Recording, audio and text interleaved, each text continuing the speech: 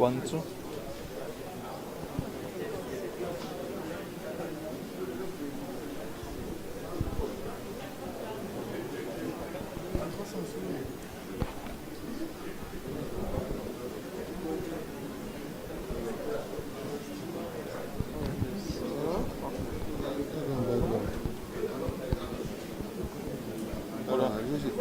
That one background.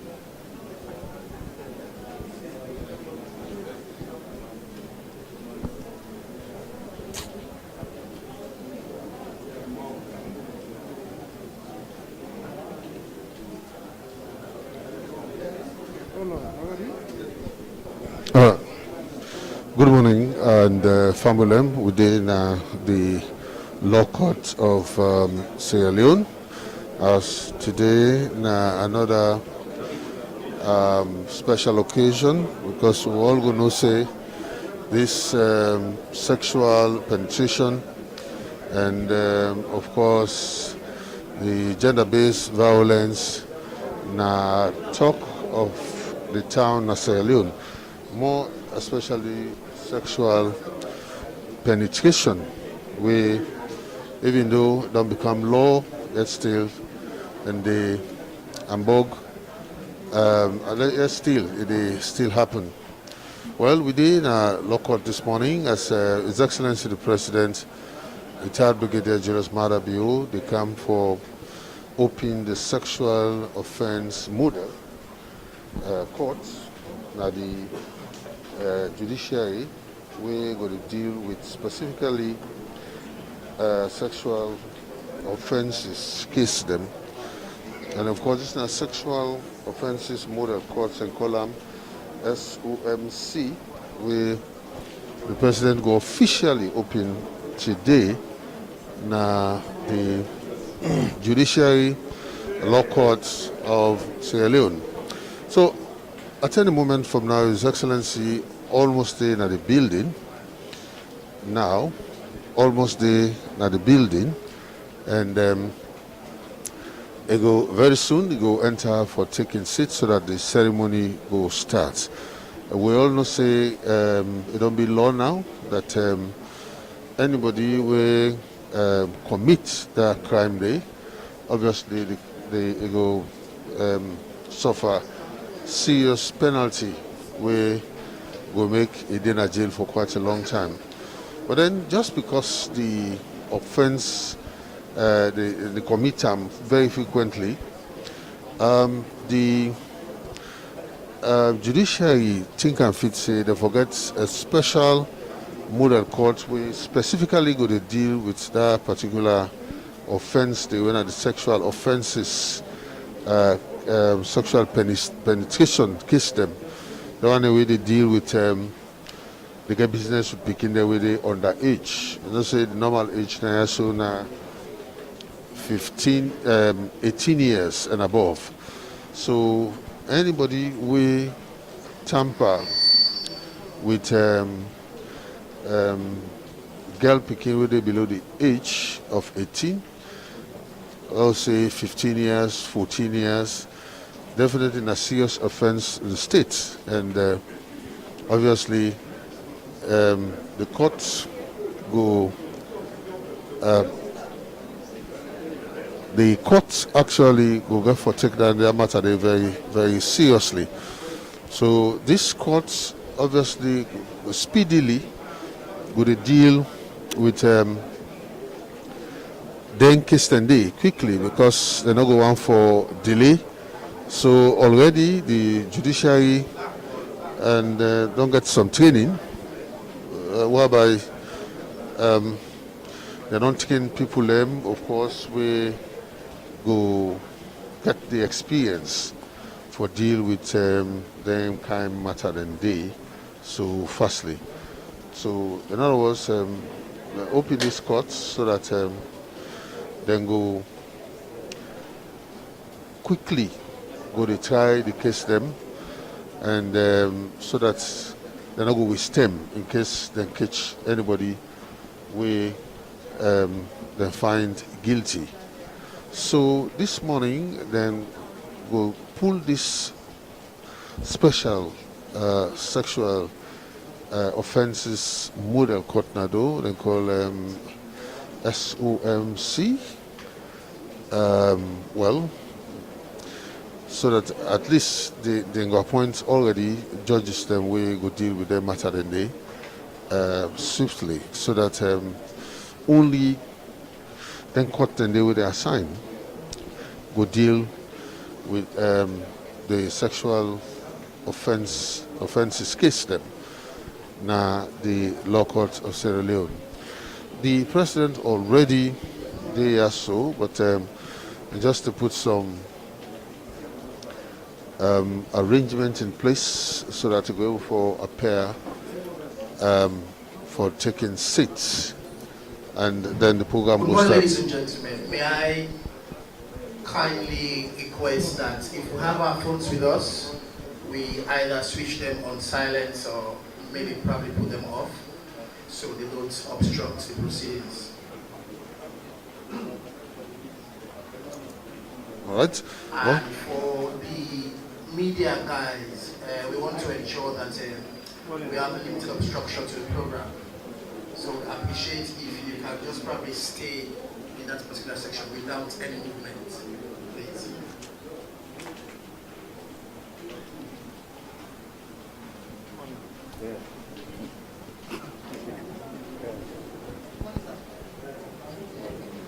Well, dignitaries in Dinaya, of course, most of the judges in Dinaya.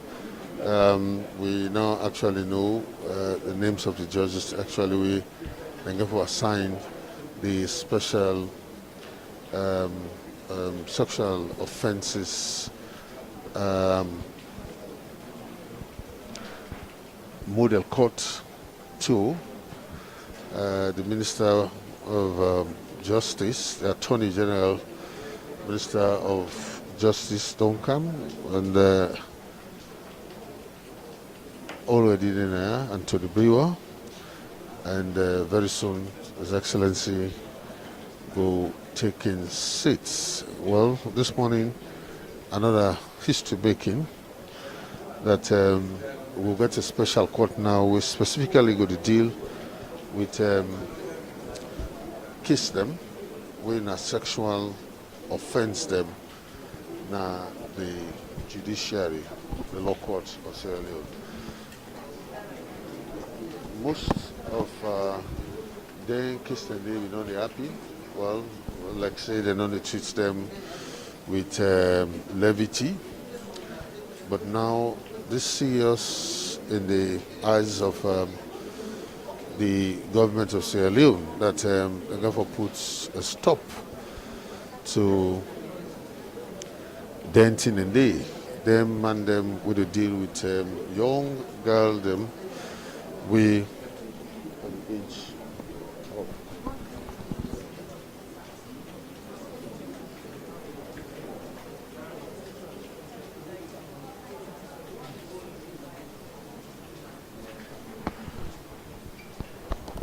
so now we obviously they in the waiting to foresee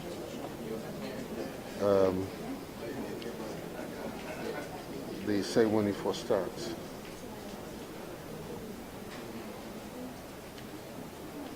This the Salon Broadcasting Corporation.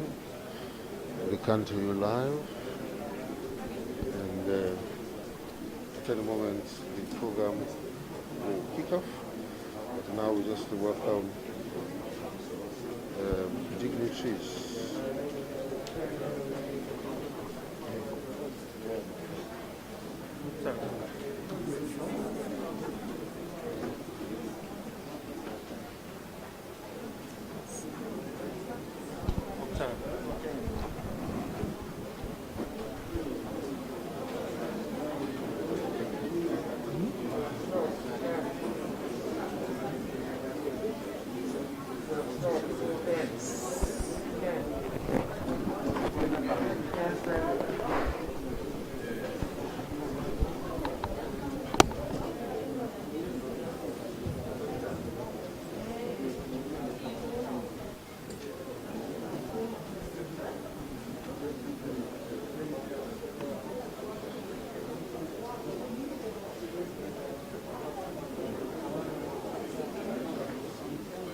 members of the Superior Court of Judicature, distinguished guests, ministers, will be starting the program anytime from now with the entrance of the Lord Chief Justice of the Republic of Sierra Leone.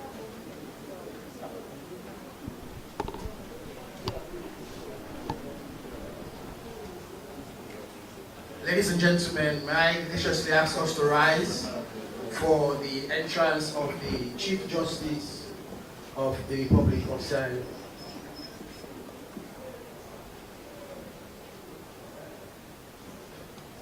Please be seated.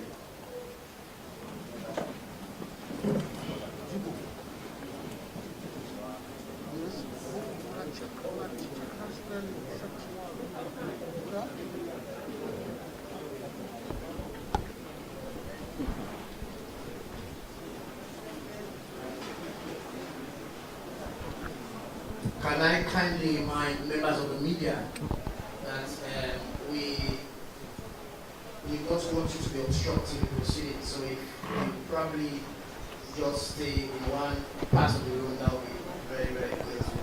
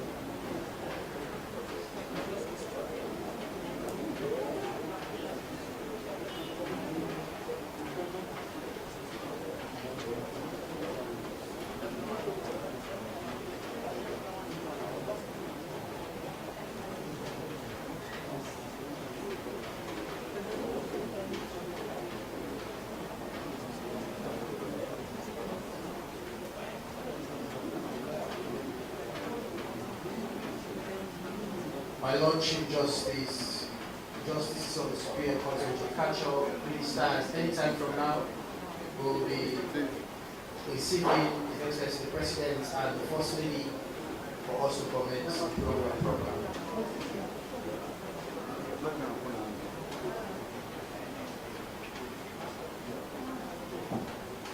Distinguished guests, may I also respectfully ask us to rise for the arrival of the President and the First Lady of the Republic of Sierra Leone.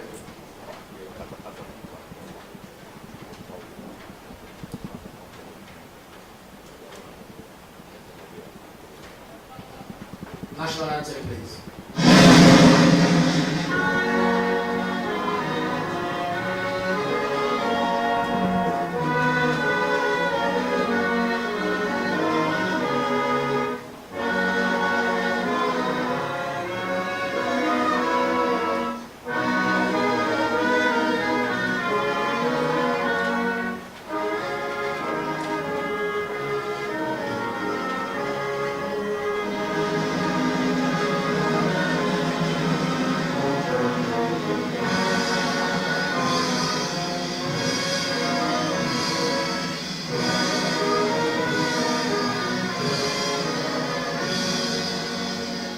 Please be seated. It's now my privilege to hand you over to Martha Chair for the commencement of the proceedings. I'd like to call this meeting to order, and I'd like to invite Justice Alassane Cissé to do the Muslim prayers.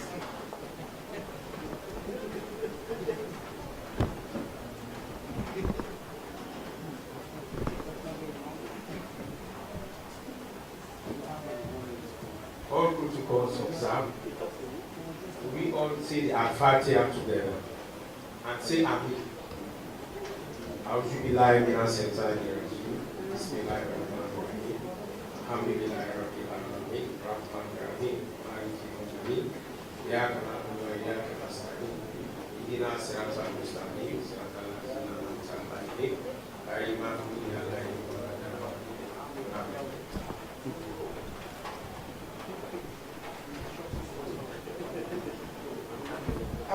call Justice Swing to do the question, please.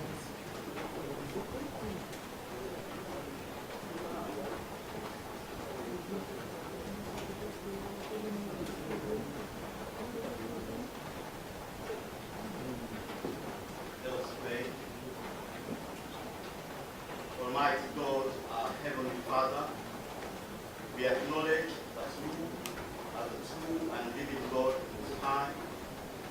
We invite your presence into these courts of justice and pray fervently that as we now embark on the launch of a model sexual offences court, that we will further protect and honor womanhood, that crown and glory of your creative power, and that we may remain committed to supporting the ideals of an independent and impartial judiciary, and that all our efforts at delivering justice in these courts may remain pure and true, finding favor in your sight.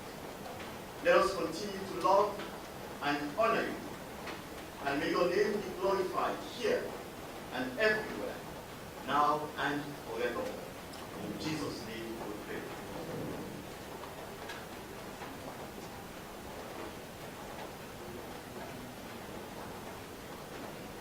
Your Excellency, First Lady, all protocols observed, on behalf of the Chief Justice, I formally welcome you all.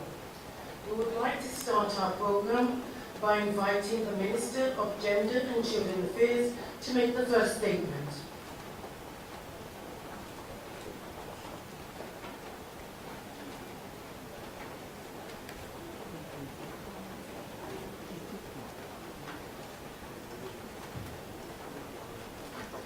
His Excellency, Madam First Lady, colleague ministers, Lord Chief Justice, honorable members of Parliament, members of the Diplomatic and Consular Corps, distinguished ladies and gentlemen, good morning. In order to escape accountability for his crimes, the perpetrator does everything in his power to promote what we call forgetting. If secrecy fails, the perpetrator attacks the credibility of the victim. If he cannot silence her absolutely, he tries to make sure no one listens. End of quote by Judith Lewis Herman, an American researcher, psychiatrist, and author. That quote was indeed true in Sierra Leone for many years. Silence and inaction over the years was the order of the day, until His Excellency, Brigadier Julius Malaby, stepped into the ring. His Excellency broke the silence and inaction by making two significant strategic developments.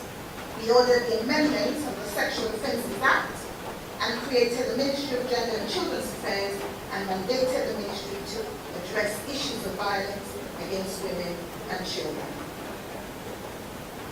In recognition of this mandate, and in acknowledgement that addressing issues of violence against women and children requires a collaborative approach, my ministry developed a national stakeholder response pillar committee.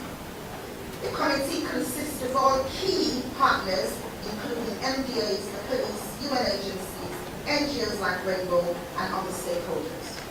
The National Rape Response Pillar Committee meets monthly with clear objectives that include assessment of the rape landscape, identification of policy and implementation gaps, review of draft strategies, and development of recommendations. This approach enables us to coordinate the sector, reduce duplication, maximize resources, and engender greater impact. Through my ministry, the government of Sierra Leone launched a 24-hour free hotline for rape and sexual penetration. The 116 hotline is free from all mobile networks. The provision of this hotline enables women and girls a lifeline to accessing life-saving services. Once the call is received, my ministry has 12 hours to make contact with the survivor and the police and start the supportive investigation process. In addition to the free 24 hours hotline, the government through my ministry has also created 6 one-stop centers in Moyamba, Kaidan, Pigeon, Putloko, Koinajubu, and King Hamon Road Western area. Eventually, there will be one-stop centers in every referral hospital. One-stop centers are generally mean all services in one place. Globally, one-stop centers are accepted as the multi-sectoral case management for survivors of sexual and gender-based violence for rape. In Sierra Leone, our one-stop centers are located in a referral hospital and institutionalized within the government structure to ensure sustainability. Please note that. A recent report by the renowned Wellbeing Foundation Africa endorsed the approach of being located in a hospital as being the most effective in ensuring vulnerable women and girls have the right safeguards to addressing intimate issues. Our approach allows for confidentiality and ease of access to primary services. The center manager is a Ministry of Gender and Children's Affairs staff, aside being a trained and qualified psychosocial counselor. Their role is to coordinate all the multi-sectoral services needed by a survivor.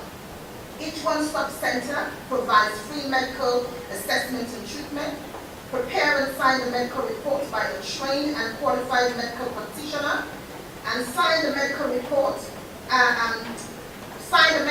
by a trained and qualified medical practitioner for free, provide free psychosocial counseling, offer free legal advice by the law officers, support the FSU to take the survivor statements and provide a safe home for the survivors if and when needed. From September 2020, all survivor statements taken at the one-stop center will be by video recording. The one-stop center approach, therefore, enables 2 distinct functions: to support the survivor with much-needed life-saving services, but also to support the police with its investigation and enable a thorough and well-packaged case file to aid the work of the Director of Public Prosecution. To strengthen these functions, therefore, a case management tracking system will be installed in each one-stop center, with monthly reports generated for stakeholder review.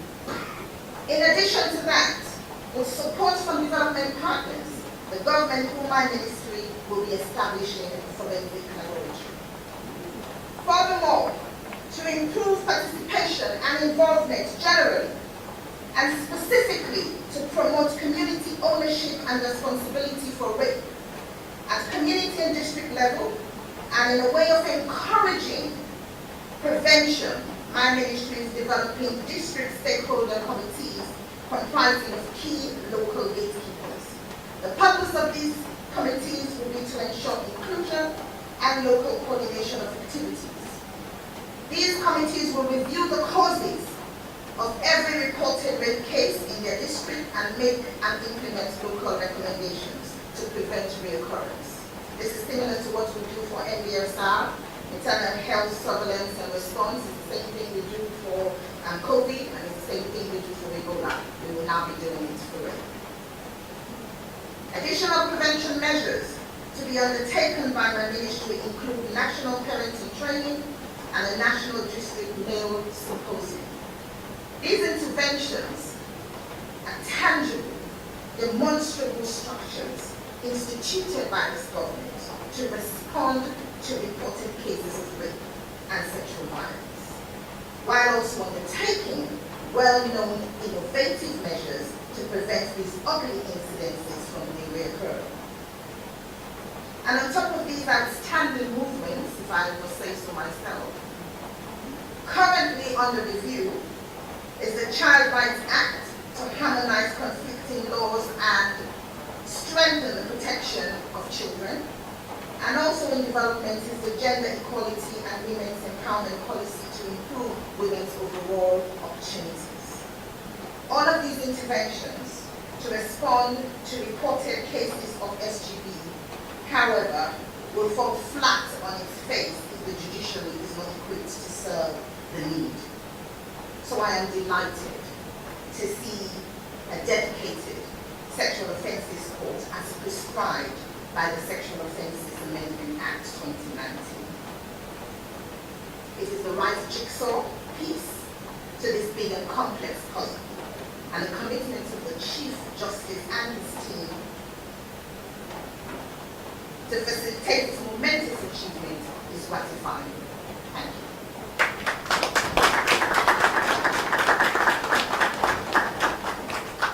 Thank you, Madam Matitawa. I would like to invite the Council representative of the UN Women, Dr. Mary Akumu, to give a statement.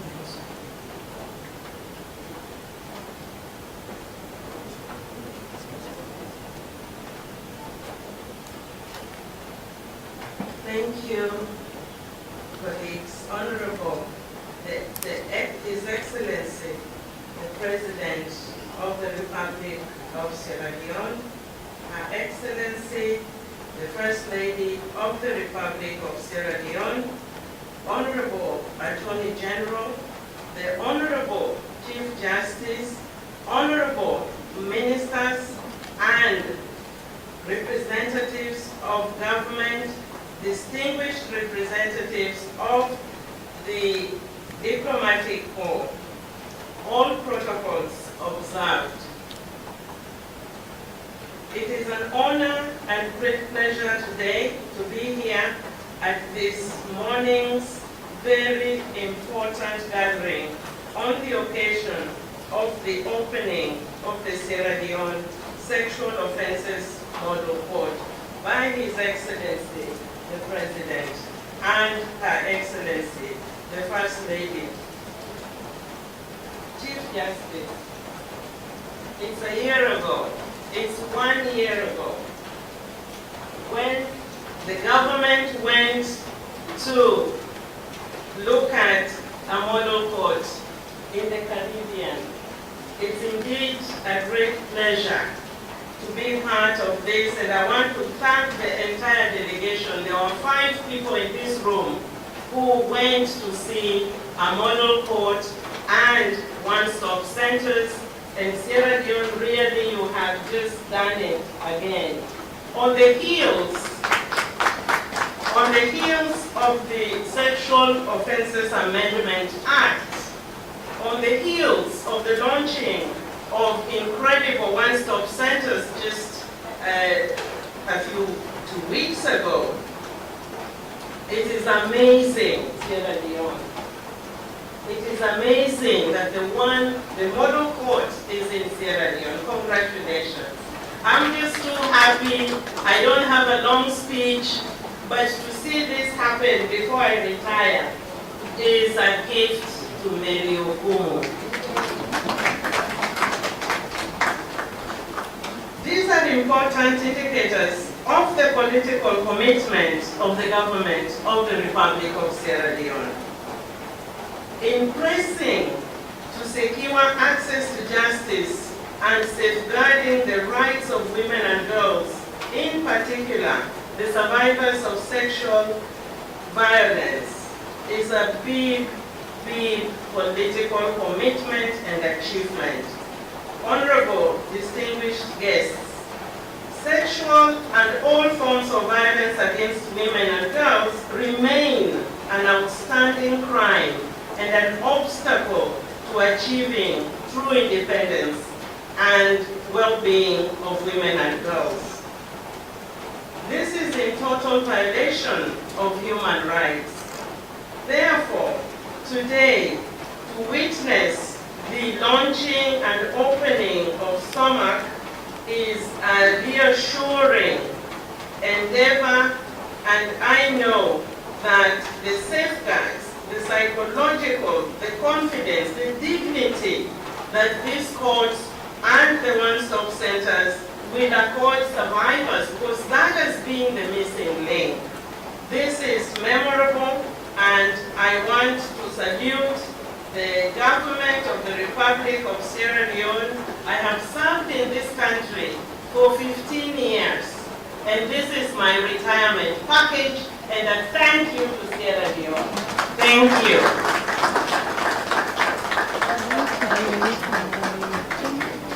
Thank you, Dr. Maria Coleman. I'd now like to invite Dr. Olabisi Claudius Cole from the Labour Initiative to give a statement.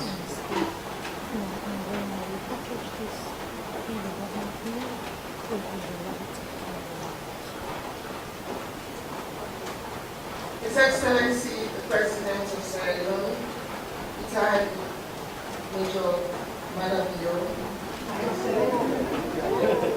retired Brigadier Madabio, Her Excellency, First Lady, all protocols observed. It is an honor, and I feel very proud to have been asked to make a statement at this momentous, historic event where the first special model court for sexual cases is being opened. I stand here representing the Rainbow Initiative. In 2002, the struggle in fighting this scourge started, then working with Dr. Rashida Kamara at Common Hospital, and then in 2003, when the first Rainbow Center was born. Then we were never heard or acknowledged, but continued relentlessly, and today the narrative is different. It has been a journey full of challenges, frustrations, and disappointments, but also of some successes, where we have been able to provide free, quality, holistic medical and psychosocial services to over 35,000 women, girls, and boys in over 17 years that the Rainbow Centers have been in existence. The Rainbow now has 5 centers: Freetown, Kenema, Kono, Bo, and Makeni. We have been given space in Bo and Makeni Government Hospital, and we're now in the process of building Rainbow Centers of Excellence in those 2 hospitals. Today is also one of those successes where we are all witnessing the opening of a dedicated, special model court for SGB cases with assigned judges. Just imagine, we are only now giving evidence for cases that occurred 2018, 2019, sometimes as far back as 2013. The numbers are going up. In 2019, we saw 3,701 sexual assault cases and 196 physical assault, giving a total of 3,897 cases. And from January to May of this year, 2020, we have so far seen 1,272 cases. So this is why this court is important. It is not going to be easy, with only 2 of us doctors responding to survivors in Freetown, Dr. Bintu Mansari and myself, as we are the only 2 certified doctors in Freetown giving evidence in court for all of these cases. It's going to be time-consuming, but however, we remain dedicated and committed. I was saying to my sister that they'll need to make a bed for us in the court, as we're going to be there 24/7. But we're up to the challenge, since they will mean speedy and fair trials. We want to thank the President and the First Lady for putting the spotlight and raising the awareness of this menace in our country. Now they ask, Nayuna Fatima Pikin, or Nayuna Magistos, or Nayuna Anso Guys. We are having the conversation and the awareness is there. The hands of our girls and pain has made a big impact and difference. We also want to say a big thank you to the Chief Justice for being the pioneer in making this all happen. and also for being instrumental in ensuring that the much needed changes are implemented with respect to GBV cases. Finally, let me say a big thank you to our donors.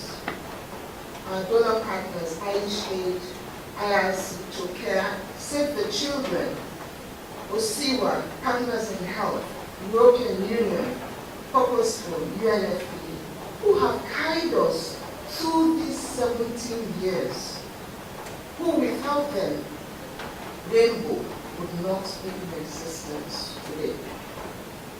We could not have done it without our supporting partners, FSU, Ministry of Health and Sanitation, Ministry of Social Welfare, Ministry of Gender, Don Bosco, Aberdeen Women's. The Rainbow continues to be passionate and committed in providing competent, compassionate, and confidential care to survivors of sexual and gender-based violence. I thank you for listening.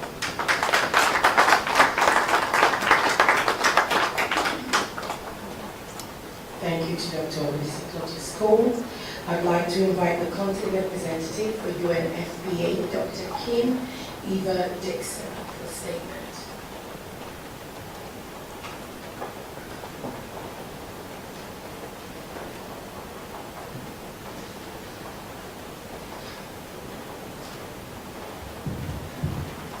His Excellency, the President of the Republic of Sierra Leone, Her Excellency, the First Lady of the Republic of Sierra Leone, Honorable Chief Justice, Attorney General, Honorable Ministers, Justices, distinguished ladies and gentlemen, it is indeed my honor to be here today. I'd like to start by expressing my thanks and appreciation to the judiciary of Sierra Leone for inviting UNFPA to be part of this important event. Globally, even in normal times, and we are not in normal times because of the COVID, studies have shown that only a small proportion of cases of violence against women and girls are reported to the police. Even fewer are taken to court. And those that are taken to court, only a fraction of the cases obtains a conviction.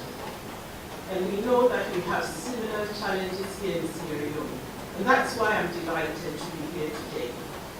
We have an enormous issue of gender-based violence. Let me highlight some of the 2019 statistics from the annual crime statistics of the Sierra Leone Police. There were 3,252 reported cases of sexual penetration, 145 reported cases of rape, 8,917 cases of domestic violence. That gives us a total of 12,314 cases. Now, while these numbers seem very high, we believe it's just the tip of the iceberg, as many cases go unreported. We need to ensure that there's a fair trial for all of those who are accused of sexual offenses.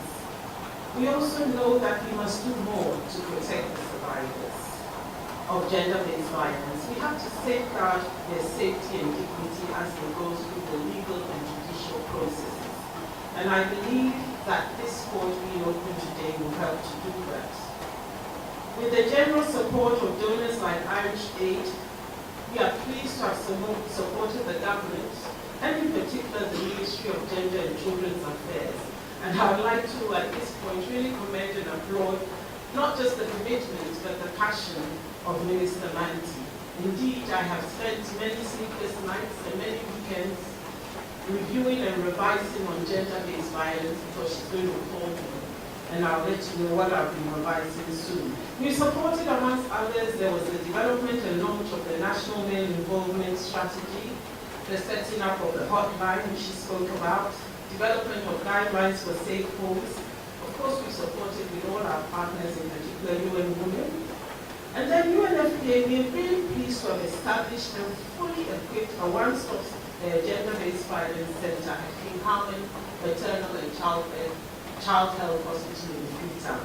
Why this center? Because this is the center that UNFPA built and we launched under the, was launched by His Excellency the President just in October last year.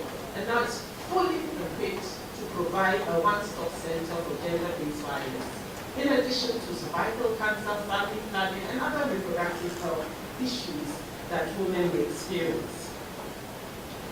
We've also contributed to the development of standard operating guidelines for these centers.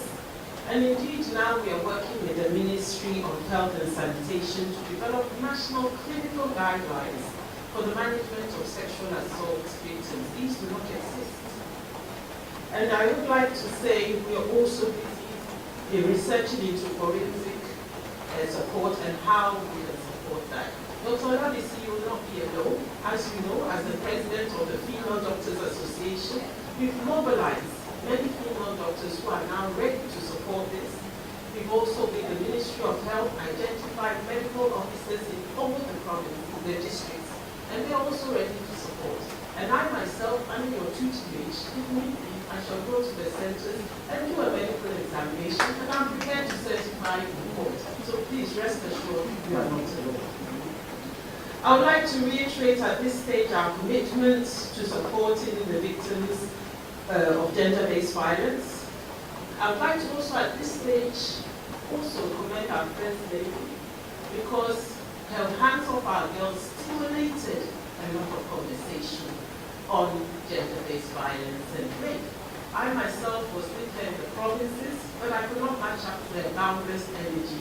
And as they would say, I felt like the wayside. But I'm still here, Madam First Lady. So please call me, because I'm busy researching on forensic medicine. I'm busy writing clinical guidelines. We are not alone. We are all doing our work in the background. I'd like to conclude by applauding the government. This is absolutely essential, and it's phenomenal. But just since I've known Manti as minister, we have moved light years ahead. So much is happening, and I would like to commend and applaud the Chief Justice today. Thank you so much for this model court. You are also doing your bit.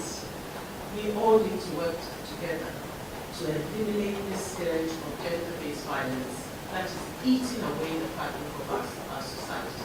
I thank you all very much.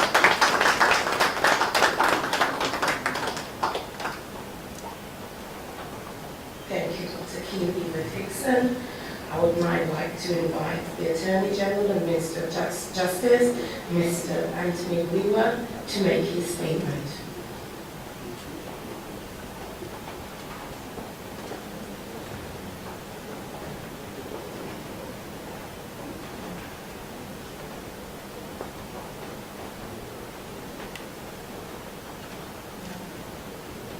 His Excellency, the President of the Republic, the retired Brigadier Julius Madabio, Her Excellency, the First Lady of our Republic, Madam Fatima Madabio, my Lord, the Honorable Chief Justice, and Lord Justices of the Superior Court for Judicature, donor partners, ministers of government, ladies and gentlemen. We today mark the important milestone in the history of the judiciary and the dispensation of justice in our jurisdiction. It is a summation of our ambitions and declarations of our belief in ourselves as a team to achieve the goals we have set out. The importance of this occasion cannot be overstated. Despite His Excellency the President Brigadier Retired Madabio's declaration that sexual violence constitutes a national emergency and the promulgation of tougher laws on sexual and gender-based violence and related violations, and despite the First Lady's Hands Off Our Girls campaign, incidents of same continue to be reported on almost a daily basis. resulting in the brutal murder of some victims. These are developments that sparked outrage in the country and beyond. Hence, as a people-oriented government that listens to the yearnings and aspirations of its citizens, the Ministry of Justice has identified the call for national response against sexual and gender-based violence and related violations in the country. Having a special court to try sexual violence offenders has the power to change the trajectory in our justice delivery system, particularly that related to sexual violence. Together we can help reduce drastically sexual violence offenses,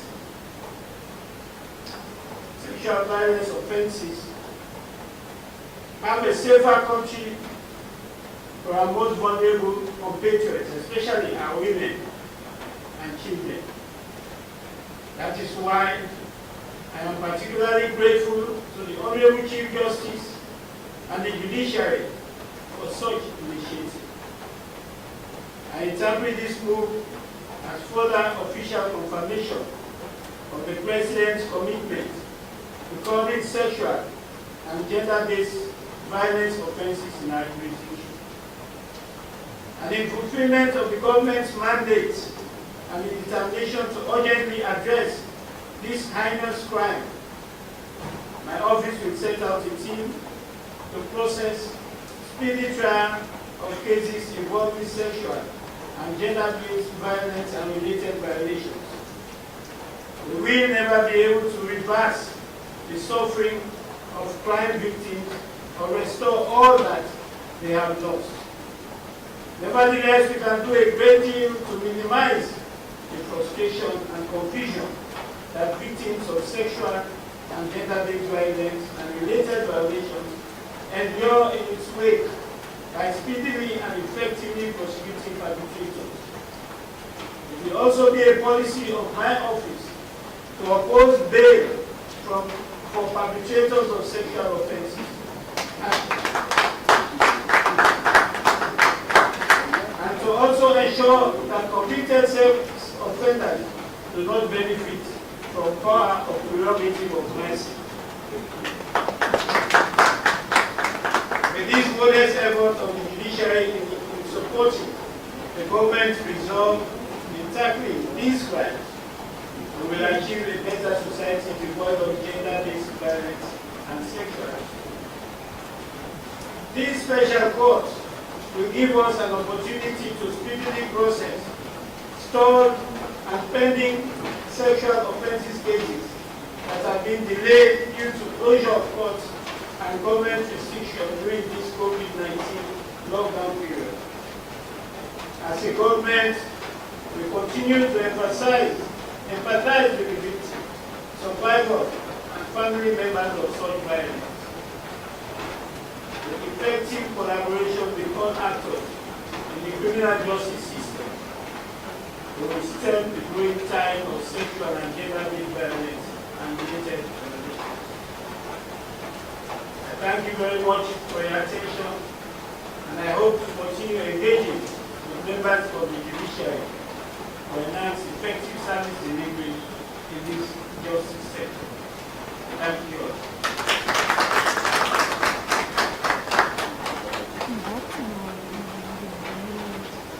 Thank you, Honorable AG. Now we would like to invite the First Lady of our Republic, Madam, Her Excellency, Madam Mrs. Fatima Bio, to make a statement.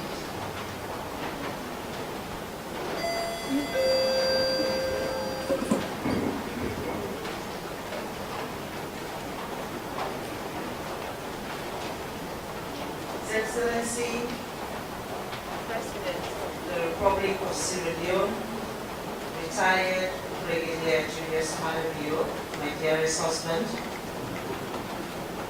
Ministers of Government here present, my Lord the Chief Justice of the Republic of Sierra Leone, panel of judges here present, the master and the registrar, our development partners, representative of the civil society organizations, members of the Fourth Estate, distinguished ladies and gentlemen, good morning.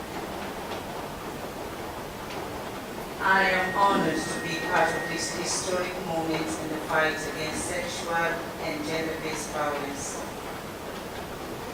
As we gather here this moment, I ask us to reflect on the cultural and traditional issues that affect our women folks and the future we want for our girls in a society where they are confronted with violence, abuses, and discrimination on a daily basis.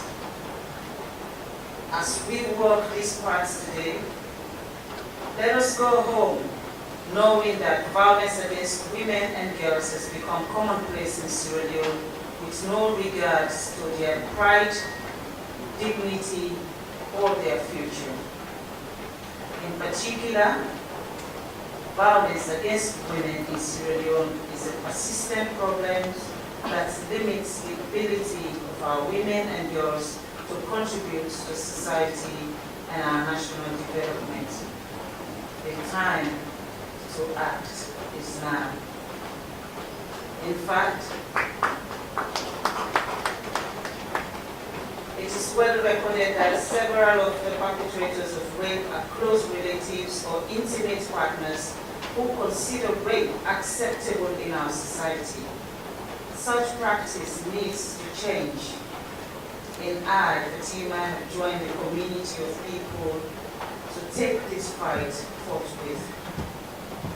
In December 2018, other African First Ladies and members of the general public in Sierra Leone joined me in a peaceful protest in the street of Freetown, expressing our frustrations over the rampant incidents of rape of our women and girls in the country. A situation that is consistently undermining social change and national development.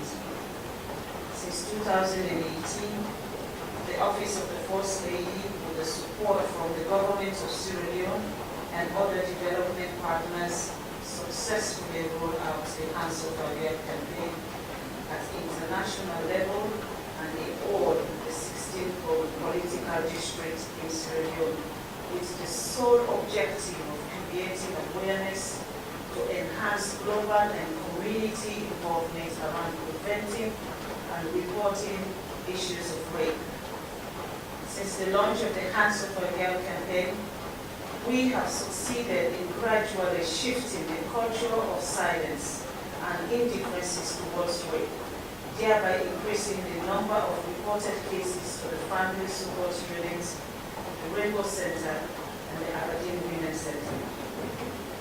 Sadly, Your Excellency, we have in recent times witnessed violent rape and the consequent death of our young girls by wicked and senseless individuals who are identified as relatives of the victims in their communities. The rate of sexual incidences have also provided a platform to human rights and advocacy organizations and individuals rallying to end all forms of violence against women and girls in Sierra Leone. Despite the declaration of the national emergency on rape and a call to action to end all sexual and gender-based violence, cases of rape persist in Sierra Leone. Rape remains a high-risk factor, creating embarrassment not for only the family, but for the government and the people of this nation. Since the beginning of this year, I have been in constant discussion with the leadership of the Sierra Leone Police, the Republic of Sierra Leone Armed Forces, the Rainbow Center, the Country League of UNAID, the Honorable Chief Justice, the Attorney General and Minister of Justice, UNFPA, Save the Children, discussing a workable roadmap towards ending violence against women and girls. The outcome of our engagement demonstrated sincere willingness on the part of all partners to contribute ideas and resources in support of our fight. Your Excellency, as part of your government's commitment to ending all forms of violence against women and girls in Sierra Leone, we are here this morning to make another history for our country. We are here to officially launch the Sexual Offences Model Court, which we've been yearning for since we launched Hands for a Girl. And this is a year and a half ago. Even as we gathered here this morning, let us remind ourselves of our constitutional and moral responsibility of safeguarding the rights and future of our women and girls. We call on all parties, all partners, our development partners, the media, civil society, and rights-based organizations to join hands in the fighting a good fight towards eliminating entrenched social and cultural practices that violates the rights and privileges of women and girls in Sierra Leone. Your Excellency, my Lord the Chief Justice, distinguished ladies and gentlemen, violence against women and girls goes beyond sexual abuse. It includes the physical, emotional, and economic consequences which serve as barriers to the social, economic, and political empowerment of women and girls in this nation. For decades, our society has neglected such violence incidences against women, mostly referring to cases of abuse as household or family matter, neglecting the lifetime physical and emotional trauma it actually has on the victim. We should no longer as a nation, I repeat, we should no longer as a nation continue to play silence, allowing families and law enforcement agencies delay and downplay prosecution of offenders. We must ensure that victims of rape have unhindered access to justice and peer support in our communities.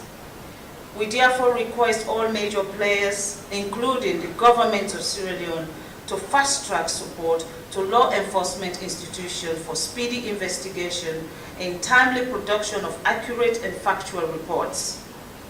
Trials and prosecution of suspected and probable sexual offenses cases must be done as quickly as possible to help bring perpetrators to justice.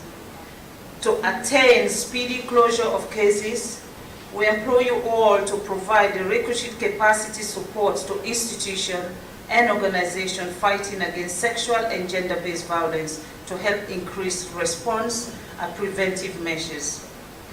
Let me end my statement with these few words. Ending all forms of sexual violence against women and girls is a fundamental obligation for which all of us stand trials. We should not fail in our responsibility. Again, we should not fail in our responsibilities as leaders or role models to protect our women and girls. On this note, let me express my sincere thanks and appreciation to the Honorable Chief Justice Desmond Babatunde Edwards, Chief Justice of the Republic of Sierra Leone, for establishing the Sexual Offences Model Court, the Office of the Attorney General and Minister of Justice, the Honorable Bendu Dasama Kamara, Minister of Social Welfare, the Rainbow Center, Dr. Olabisi Claudius Cole, the leadership of the Sierra Leone Police, Republic of Sierra Leone Armed Forces, Save the Children, UNFPA, UNAIDS, the paramount chiefs of our country, religious leaders, the school-going children, AfriCell, AYV, the staffs of the Office of the First Lady, and more especially, the government of Sierra Leone for their relentless contribution towards ending sexual and gender-based violence in Sierra Leone. The reason why we're here today has come a very long way.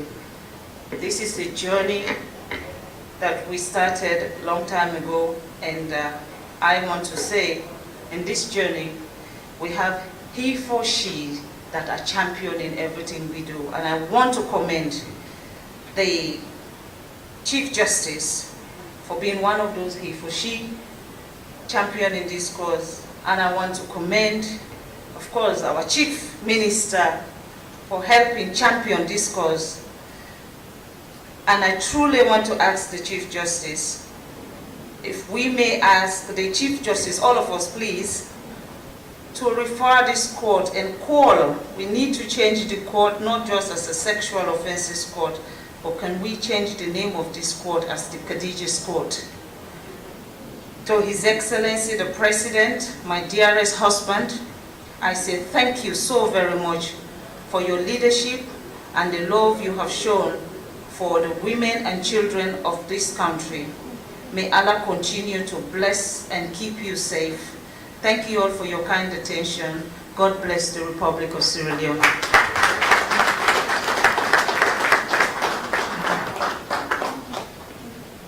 Thank you, Madam First Lady, for that statement.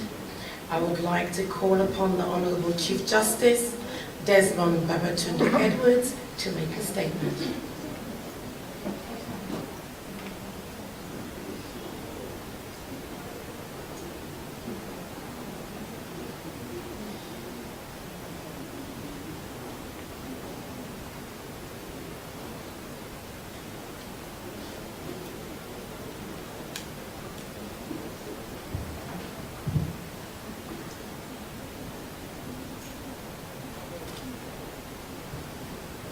Madam Chairperson, His Excellency the President, Madam First Lady, Chief Minister, Attorney General, Minister of Justice, my Lords, Justices of the Superior Courts of Judicature, Ministers, all protocols observed. I feel extremely gratified to join the chairperson of this occasion in welcoming you all to this epoch-making event in the annals of the Sierra Leone judiciary. On behalf of myself and members of the judiciary, words are indeed quite short to describe how delighted, gratified, and honored we are that Your Excellency has found or made time possible, despite your busy schedules, to attend this auspicious occasion, to formally launch the Sexual Offences Model Court. I know for a fact that your busy schedules on matters of state and forging this great country ahead, but despite saying you have squeezed us into your program for the day, we are truly, exceedingly and abundantly grateful for your acceptance of our invitation. A very big welcome, Your Excellency. A special welcome to you, Madam First Lady, who have joyfully and gracefully joined your husband to grace this occasion. Your presence and participation has added glow to the program, and we are exceedingly grateful. You all, together with all the invited guests, are focal audience as you represent many, in the sense that we in the judiciary could have simply opened or launched the Sexual Offences Model Court without asking your presence. But we dared not, because we wanted to make an announcement, with you being present, that we are ready to increase our relevance in addressing sexual exploitation, and at the same time punish impunity in sexual exploitation with the robustness with which it deserves, in order to deter others from committing sex crimes. I have listened keenly to all of you making statements, and I am duly encouraged. I wish to thank you all for your support and commendation. We look forward to more support as we are all in this thing together.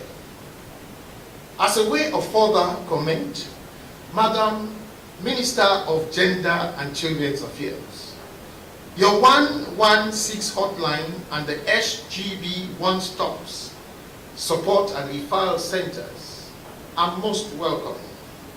I will ask that support be given to this center for video recording to capture witness statements that are admissible in evidence, and that more doctors be enlisted for work at or with the centers, as only 3 doctors are available for the whole of Freetown, let alone the provinces. We were heartened to have 4 doctors apart from Dr. Olabisi Cole and Dr. Bintu Mansare in the recently conducted training on sexual offences organized by the judiciary on Wednesday, 22nd July 2020. And I've heard that there are over 20 or more doctors that have shown interest.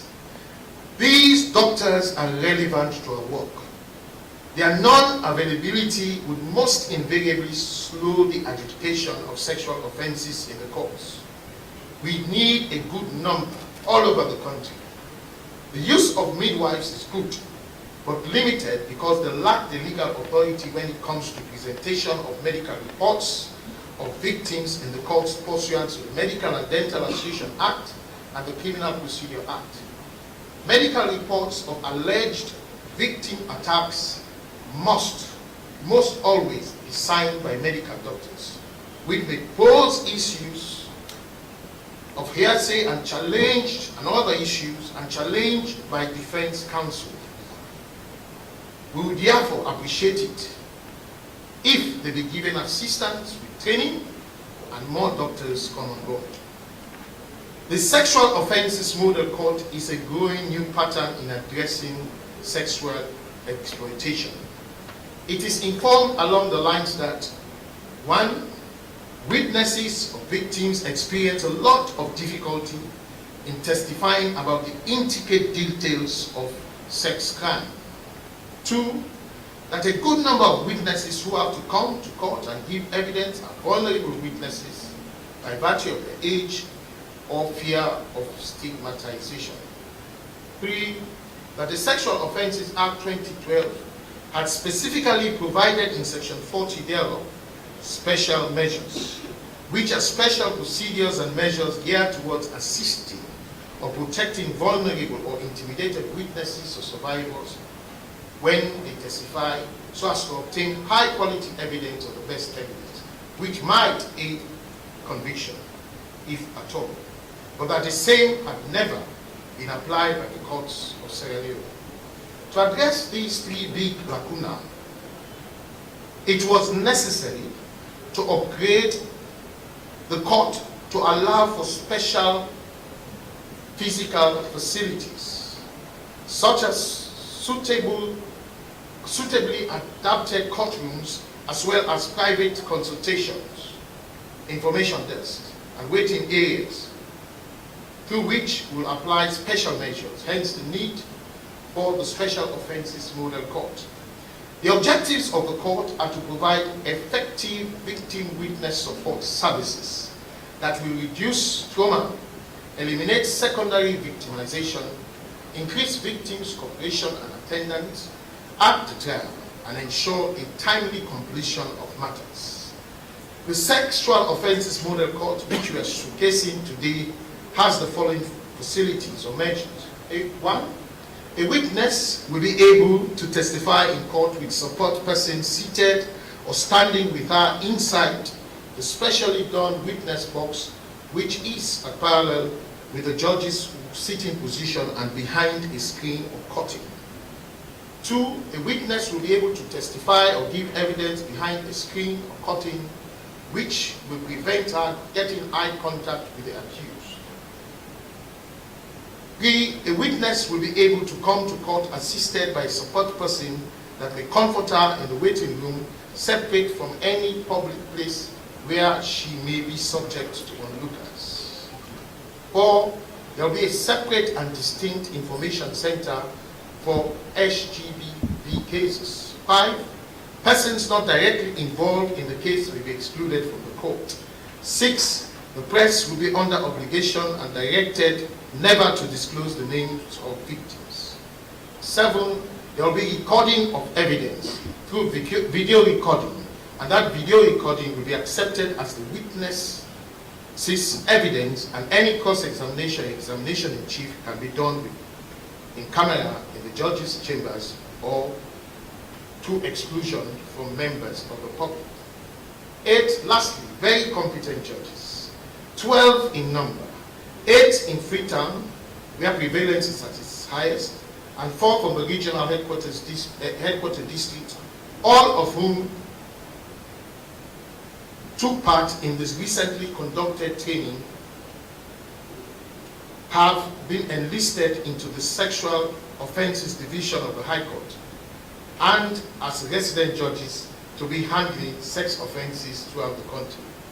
For the 8 judges in Freetown, they will take it in turns to sit on a daily basis in shifts through a rota system where each will give 5.5 hours on alternate days throughout each week. The Sexual Offences Court will be open from 8:30 a.m. to 7:30 p.m. daily, and on Saturdays from 10 a.m. to 5 p.m. We shall be needing sufficient numbers of state council and doctors to match these time frames, hence the need for more doctors and state council. At this juncture, I think it is pertinent for me to address the judges that have been assigned to the Sexual Offences Division and the 4 resident judges of the southern, northern, and eastern regions. It behoves me to address them thus.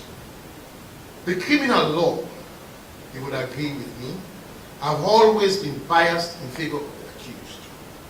This you will see from the fact that under the English system which we apply, 1, presumption of innocence is a principle of natural justice. The accused is deemed to be innocent until proven guilty. 2, with similar tenor, the standard of proof in a criminal trial is proof beyond reasonable doubt, which means that with the slightest doubt, judgment will be delivered in favor of the accused. Blackstone had embellished these concerns, and the same has been re-echoed several times by the statement, it is better for one guilty person to be free in the streets than one innocent man to be put behind bars.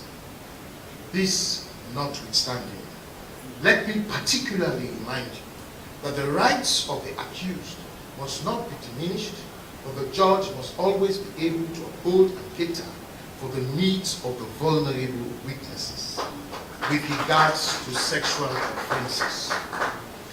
In this regard, I want you to note the new Sexual Offences Act 2012 and 2019, as they are exceedingly and absolutely, in my opinion, victim biased. In this regard, it may interest you to note that while the old law had specifically retained the law on corroboration, which states as follows, quote,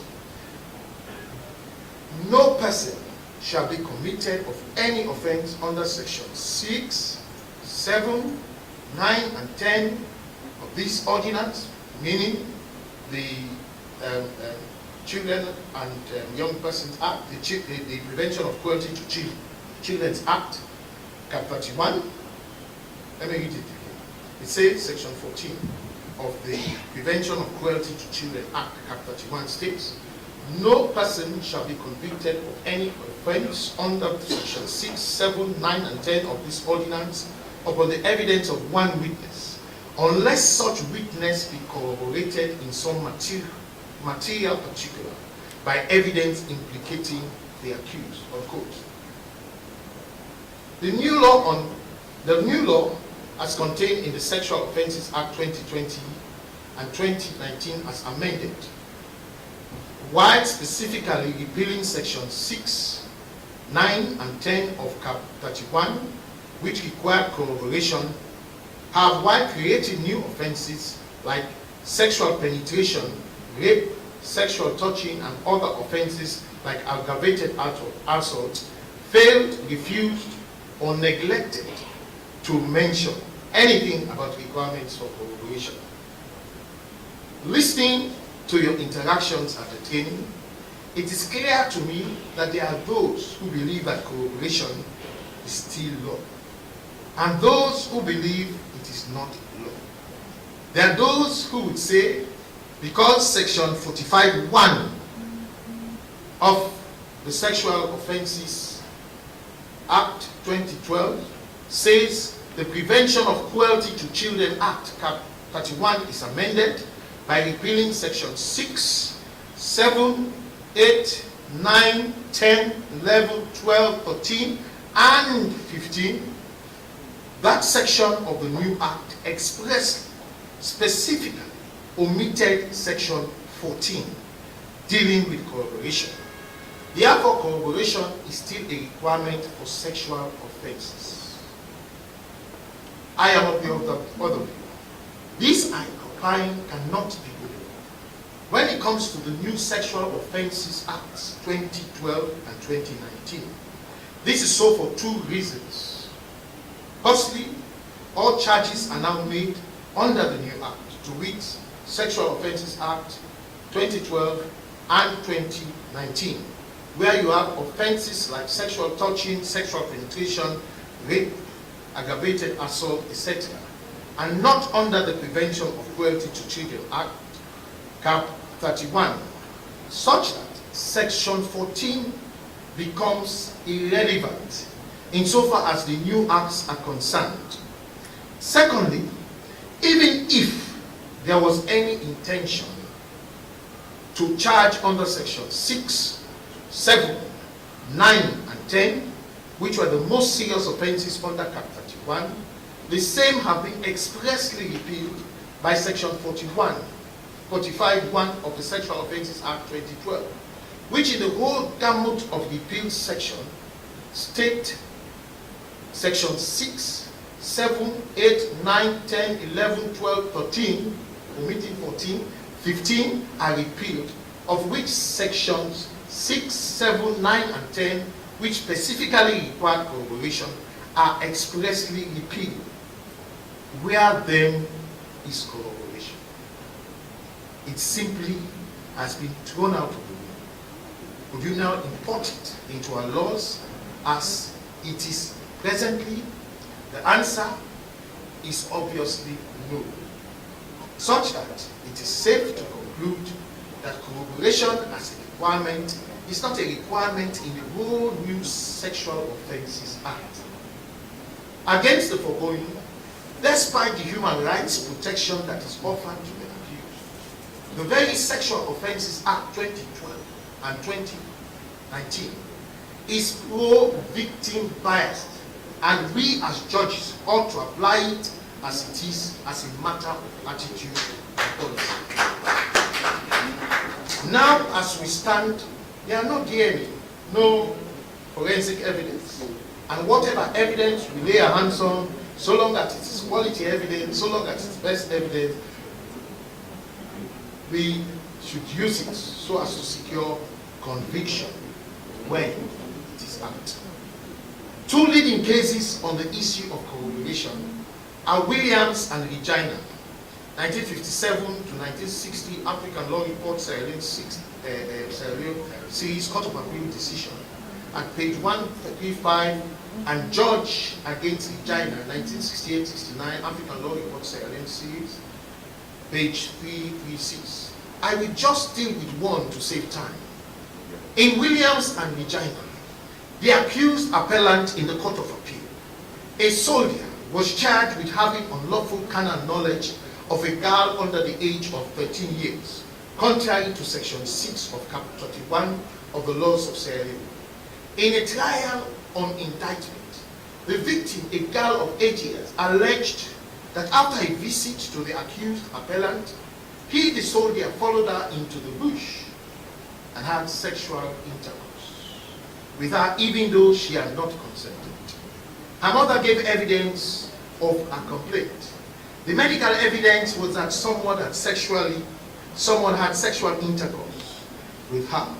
The accused appellant admitted that the victim visited him, but said his family was present at the time.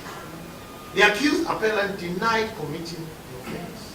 The jury returned a unanimous verdict of guilty. The soldier appealed this conviction. The Court of Appeal held. The central issue in the appeal was whether the victim, 8-year-old girl's testimony was corroborated. Court held it was not corroborated and overturned the conviction on that ground. The court's reasoning was that the law requires corroboration of the victim's testimony before a defendant can properly be convicted of the offense, and that the girl's testimony was not corroborated by the mother's testimony, nor by the medical evidence, there not being independent evidence implicating the accused appellant in some material particular. Such a case, in my opinion, with exact facts being charged under the new law of sexual penetration under Section 19 and sexual touching under Section 20, should, in my opinion, be treated differently, because the new law is silent on corroboration. There are judges and lawyers who would say the appeal court is bound by the previous decision. Hence, you should have a strict dogmatic adherence to that judgment under judicial precedent. I say, as a matter of caution, it would, in my opinion, be necessary to distinguish that case. In that, the case of Williams and Regina, it was charged under Cap 31, while now it is charged under Section 19, and escaped its application to the new law.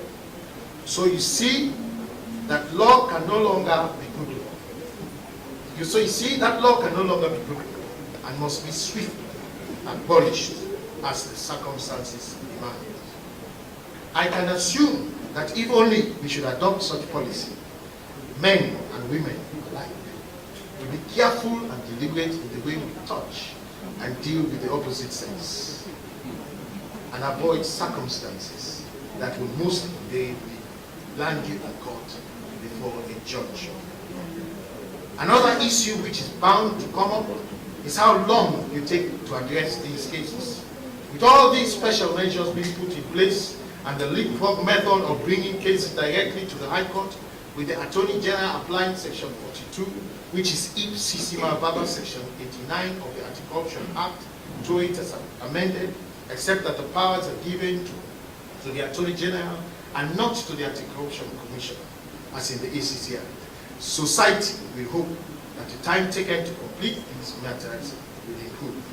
As judges, you should remember that there will only be confidence in the judiciary or the justice system if cases are resolved fairly in an expeditious and timely manner. Our vision speaks of these tenets when it says accessible, fair, and expeditious justice for all its area, and we ought to live up to it. As long as there are huge backlog of cases and delay in the handling of sexual offenses, it will invariably be impossible to do justice. We are now talking about special measures and how it will help for cases to be completed quickly, but this cannot be a panacea for all the problems in the justice system. While it will certainly go a long way, a lot more depends on us, the judges, and the way we manage our cases. Delays in the handling of these trials and retrials violate the alleged perpetrator's right to a fair trial within a reasonable time, while at the same time violates the fundamental rights of victims of sex crime. As judges, you should take responsibility in a case from the start and should not for once go with the idea once a matter has commenced in the court, it will not be your fault when there are delays caused by any of the counsel on both sides and witnesses. Your role is to be proactive with effective case and time management from start to finish and do justice within a reasonable time. The resolution of sexual offenses charged to court must no doubt be achieved with deliberate speed, which could result to either conviction or acquittal, as the case may be, as the circumstances of the case demands. A word to the public. Let me address the public too.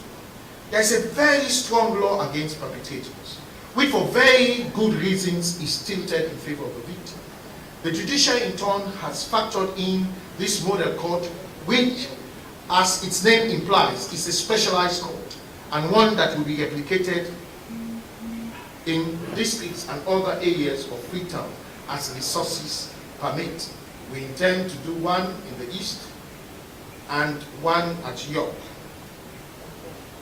That is as far as we can go. Much depends on you also. We need you to be complement the efforts of government by doing the following. Proper parenting and discipline of children, as it is the children that grow up to become perpetrators.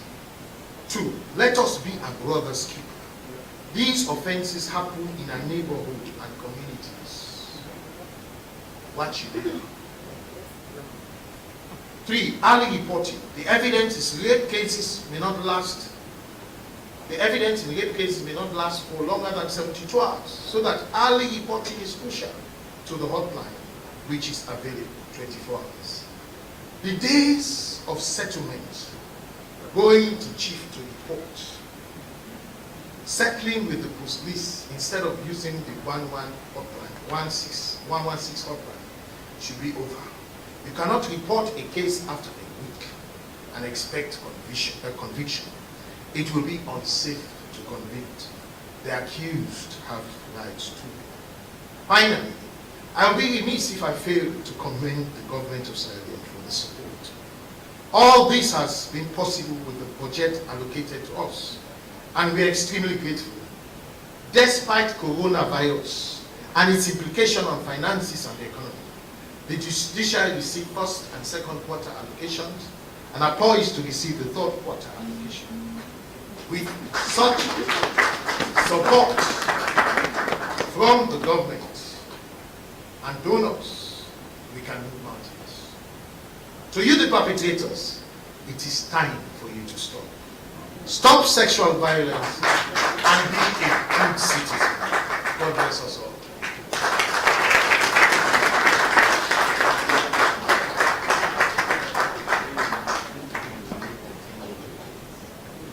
My Lord Chief Justice,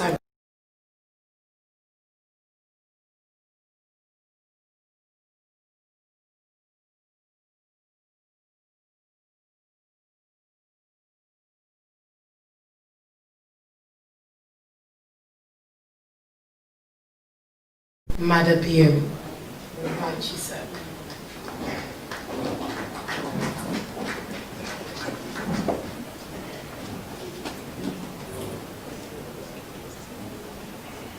Let's sit down, please.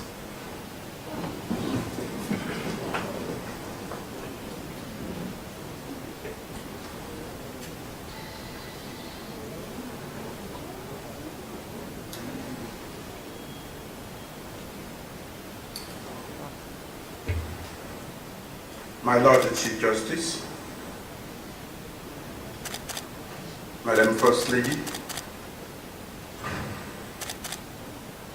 my Lords Chief Justices, Ministers of Government, members of the Judiciary, distinguished ladies and gentlemen, I guess it is afternoon already. Yesterday we delivered on a promise that has been made by several governments but never fulfilled. I told you this was going to be a year of delivery. We delivered yesterday, and today we are about to start a journey for the women and girls of Sierra Leone. This is truly going to be a long and arduous journey, but it is one that we should embark on together with the determination that we are going to free the girls and children who constitute more than 50% of our population. So I want to begin today's remark by saluting the great courage of survivors of sexual and gender-based violence. I want to assure them that Sierra Leone and friends of Sierra Leoneans who care and who we care and we continue to stand by you steadfastly. I also want to use this opportunity to publicly thank the First Lady for her tenacity. Thanks be to you, Madam. Hands off our girls is not just a statement. It has become a rallying cry of resistance and a trenchant statement that we will fight back until we rid this country of sexual and gender-based violence. Thank you, Madam First Lady, for emboldening the young girls and women all over the nation that they can and must say no to predators and molesters.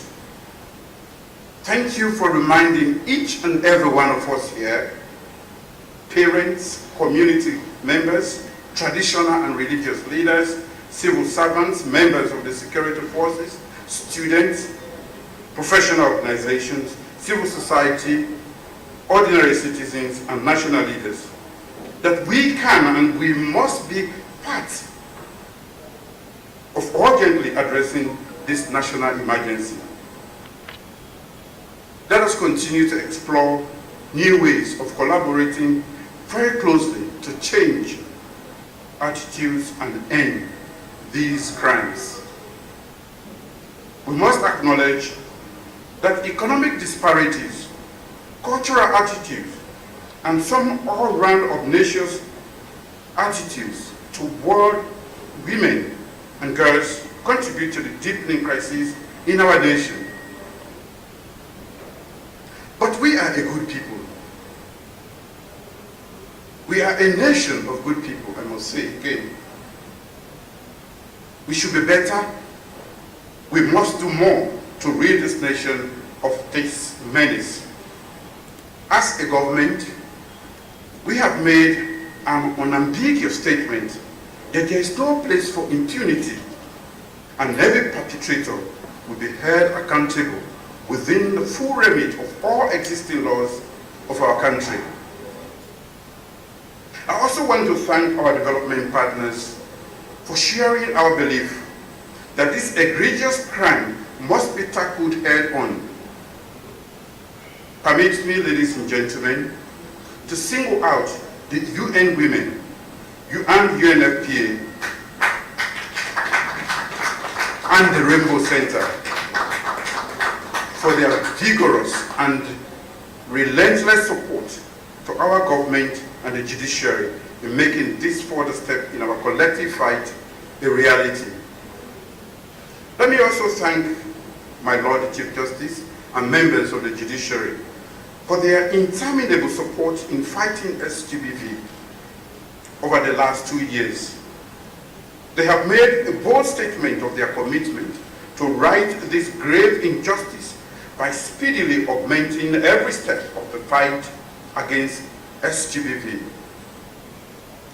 We acknowledge universal obligations and international statutes and conventions that require us to eliminate SGBV. But above and beyond those, we are moved as a nation by a different impetus. Our belief that we must protect, include, and give every Sierra Leonean, especially women and girls, the opportunity to realize their full potential and contribute fully to our nation's development. So for us as a nation, SGBV is not only a moral or law and order question. It is a looming existential threat and human capital development question that we must contend with in a bid to achieve inclusive national development. So we have revamped and strengthened the Sexual Offences Act that is now tougher on convicted persons and should serve as a deterrent for potential offenders. For the first time in the history of this country, and through the work of the First Lady, there is more public awareness and heightened advocacy by civil society, the media, traditional and spiritual leaders, and ordinary citizens. We now have a focused ministry the Ministry of Gender and Children's Affairs, that coordinates work with partners and ensures collaboration across ministries and agencies of government, proposes legislation and implements policies, monitors and evaluates programs, and keeps the public engaged on SGBV. The male involvement strategy rolled out by the ministry that was alluded to earlier hopes to actively engage men and boys in their roles in ending SGBV. I've established a multi-sectorial oversight committee to regulate and monitor the work of all stakeholders. With the support of our partners, we have recently launched a one-stop center in various district referral hospitals in Freetown, Mayamba, Putloko, Pujehun, Kwainadugu, and Kailam. There are firm commitments by our partners for 3 more. Staff have been trained, equipment has been provided, and these one-stop centers, we ensure conveniences to safe homes and other referral pathways. I'm heartened that at this same time, we are developing a critical mass of personnel and specialist training in handling all aspects of sexual violence and crimes, from ensuring that survivors get access to coordinated and coherent support services, to collecting and preserving evidence, conducting forensic interviews and investigations, and prosecuting crimes in a court of law. We acknowledge that sexual offenses against women and children constitute a unique species of offenses. The survivors are highly traumatized. There is a high degree of stigma and wrongful cultural bias against the victims. And there is a large number of vulnerable witnesses. I am concerned about victimization and stigma, and I'm concerned that survivors who are primarily witnesses are re-traumatized by having to narrate their ordeals over and over again. This in itself deters other survivors from stepping forward and telling their stories. Survivors deserve justice, and they should be able to narrate their experience to a presiding judge without feeling lost or afraid in a daunting court process. We must leverage technology and other common sense special measures that make court processes less intimidating, so that survivors can provide the required quality of evidence that will lead to a conviction. Given the high prevalence of sexual and gender-based violence in our country and the very sensitive nature of such offenses, the importance of establishing a specialized court with all its facilitative special measures to aid vulnerable and intimidated witnesses cannot be overemphasized, and no doubt long overdue. We are here today, ladies and gentlemen, therefore, to launch another important step in this country's fight against sexual and gender-based violence against women and children. For the very first time, we are establishing a sexual offences model court in this country. The Chief Justice has given a detailed description of the court and how it will work. My government welcomes and formally embraces the establishment of the Sexual Offences Model Court as part of its coordinated response to SGBV. It is hoped that these courts will ensure speedy conclusion of sexual offences cases and increase the rate of conviction against perpetrators. It is also hoped that there will be enhanced cooperation between the courts and the other agencies like the One-Stop Center, the Oversight Committee, and the Law Office.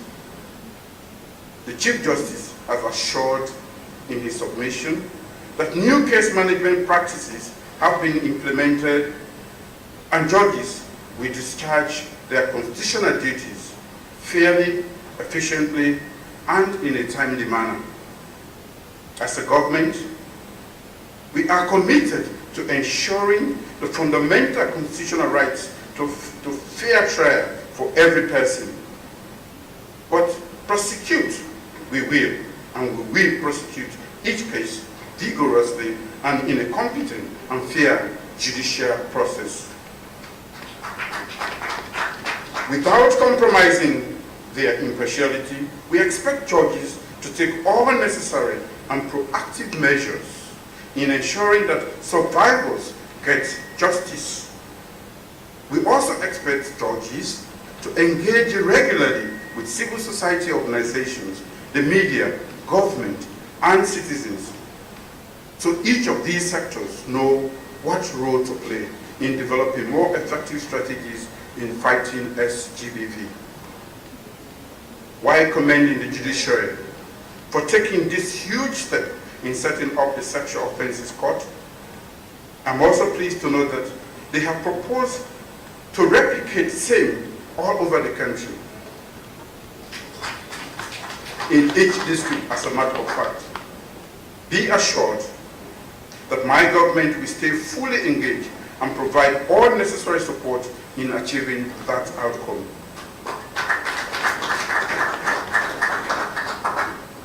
To all perpetrators, predators of the heinous and vicious crime of sexual and gender-based violence, especially against women and children, know that you no longer have a place in this society. We want you out, and we will take you out. You either change your ways, or you will be hunted down and thrown into prison.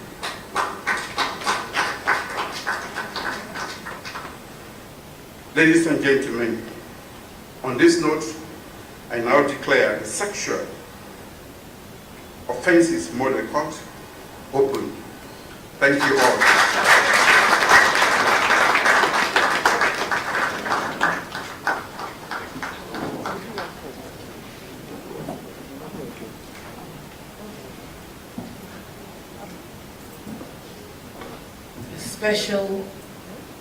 A sexual offences model court in each district. Full support from the government to achieve this. Thank you very much, sir, for your statement. We would like to appreciate you all for taking time out of your busy schedule in this COVID climate to unite with us to making the opening of the sexual offences model court a reality. We all share a common passion to eradicate this menace that is taking over our society, and together this collective energy will help society minimize and eradicate this menace in the land that we love. Ladies and gentlemen, I have a few announcements before we invite the President and the High Table on a conducted tour of the court. Because of the space, we have limited space back there, we would like to restrict the number of people going with the President to cut the ribbon and open the court. We would like to restrict it to members of the High Table, the judges of the Supreme Court, the Chief Minister, and the Ministers of Government present. Also, because of the limited amount of space, we would also like to limit the media houses allowed to go with the President. To the President's media team, the First Lady's media team, the media team of the Judiciary, SLBC, and AYV. We apologize because of the space. We would like you all now to rise whilst we have the national anthem played.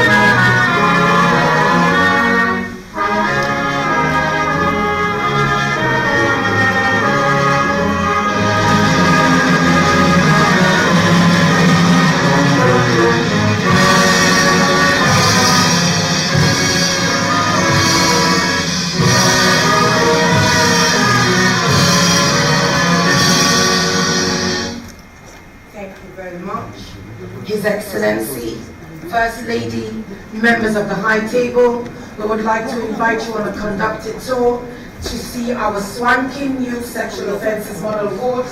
The Chief Justice will conduct the tour.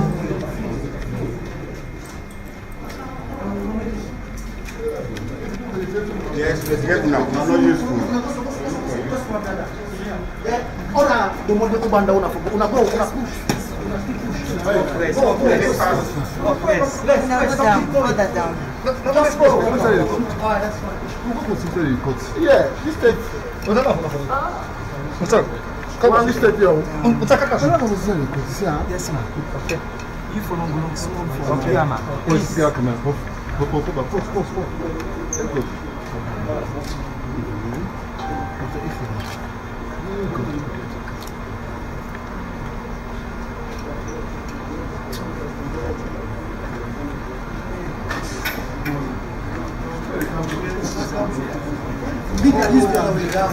Down there's a place there.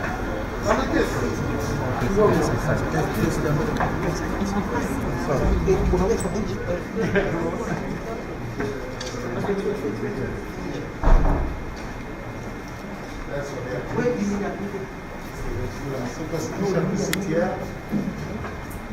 Then sit over there. This is where the witness, very soon we go there. The witness is separate. It's not coming through the normal door where people come. The witness will come in on a separated door. And this is only for the boundary of the witness. Other witnesses will use this program. And so,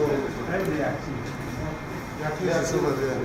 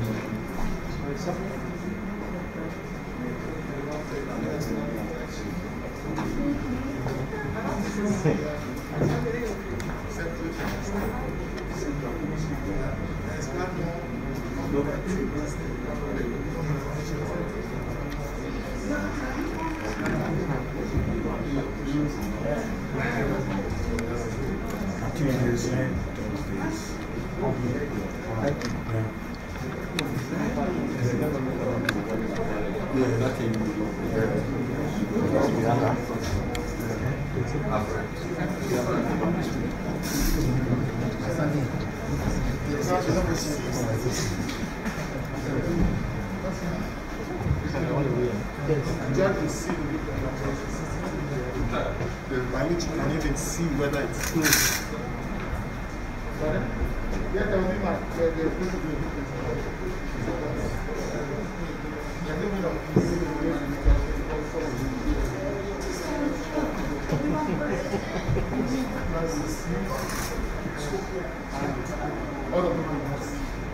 The prosecution is see.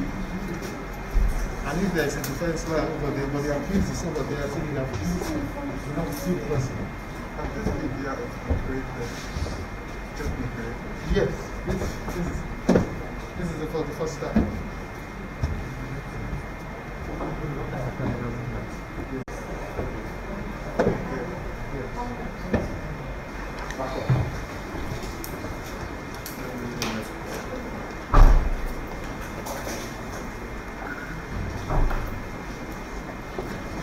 Why CJ?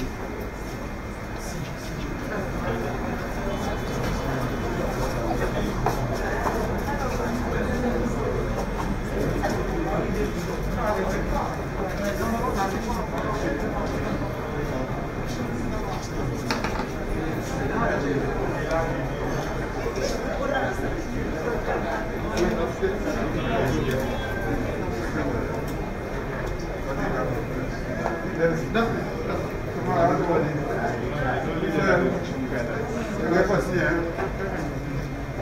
Thanks for coming, bro. Thank you.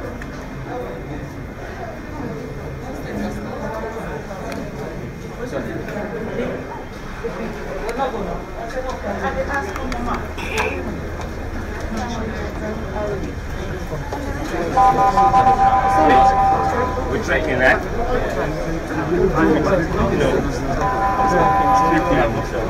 This is a long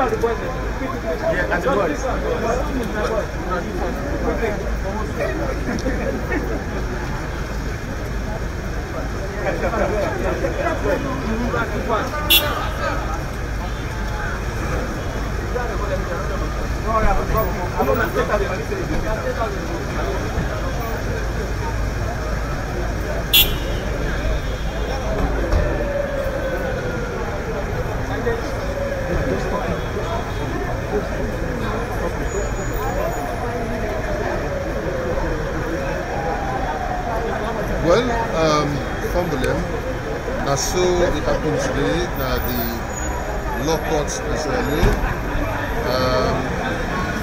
Well, of course, the judiciary in history has don't launch, don't pull the sexual offences model court, call them SOMO, so that at least they're going to judge the case and the sexual meditation case them quick.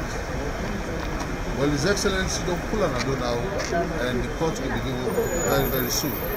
Well, we see all the judges and everybody be present, and in fact the Chief Justice already don't tell the judge them how they will go about for deal with that matter.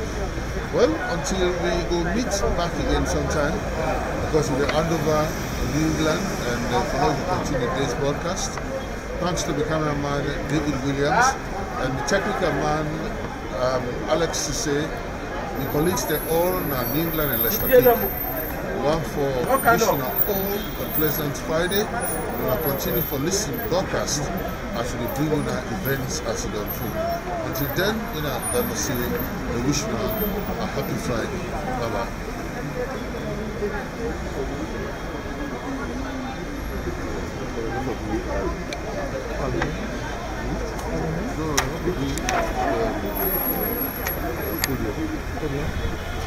We don't pass 12. Podium done. Podium done. Podium time done.